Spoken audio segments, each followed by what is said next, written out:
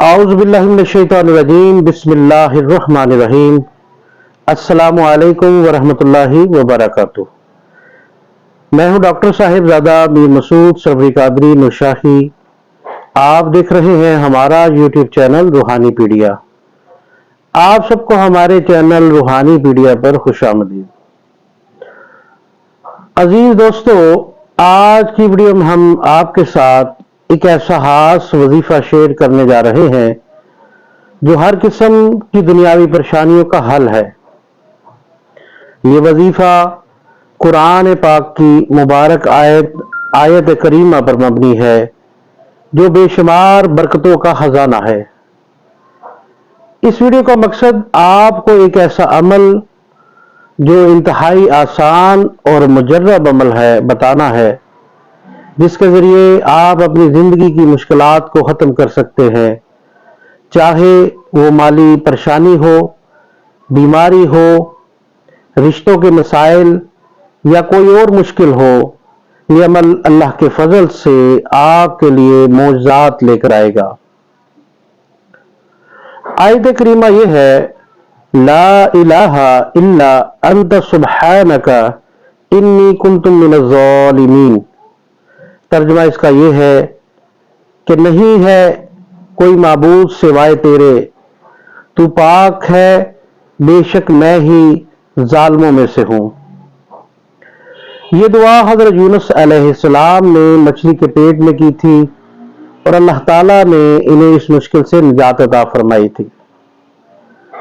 آیت کریمہ کو پڑھنے کے یوں تو بے شمار طریقے رائج ہیں۔ یہاں ہم حضرت شاہ ولی اللہ رحمۃ اللہ علیہ کا بتایا ہوا ایک عمل پیش کر رہے ہیں۔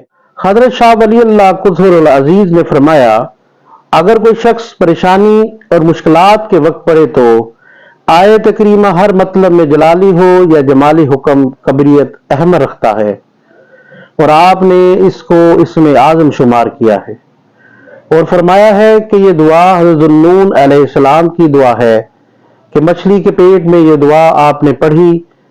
جو مسلمان جس مصیبت اور مطلب کے واسطے اس آیت سے دعا کرے گا، انشاءاللہ تعالی وہ دعا قبول ہوگی۔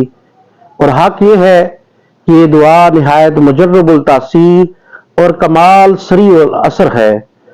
جس امر میں چاہے اس آیت سے دعا کرے، انشاءاللہ تعالی قبول ہو جائے گی۔ مشائخ اعظام اس کی صورت تاثیر اور عدم تخلف پر اجماع اور اتفاق رکھتے ہیں، اور اس کو پڑھنے کا سب سے بہترین طریقہ یہ بتاتے ہیں کہ 12 دن تک بنیت حصول مطلب 12,000 مرتبہ روزانہ بلا ناغہ اول آخر درود شریف کے ساتھ اس کا ورد کیا جائے۔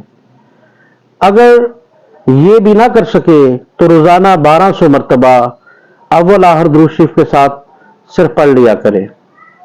خلاصہ یہ ہے کہ اس کی قوت اور تاثیر میں کوئی شک نہیں، اس واسطے کہ ایسا کوئی عمل نہیں ہے جس کی صحت قرآن پاک سے اور صحیح احادیث سے اور مشائخ کے اقوال سے بھی ہو۔ وظیفہ کرنے کا صحیح وقت بعد نماز فجر ہے۔ اس وقت میں اگر یہ وظیفہ کیا جائے تو یقیناً آپ کو کامیابی مل جائے گی۔ اگر آپ کو ہماری آج کی ویڈیو پسند آئی ہو تو لائک، شیئر اور سبسکرائب ضرور کریں تاکہ آپ کو مزید روحانی اور قرآنی وظائف مل سکیں۔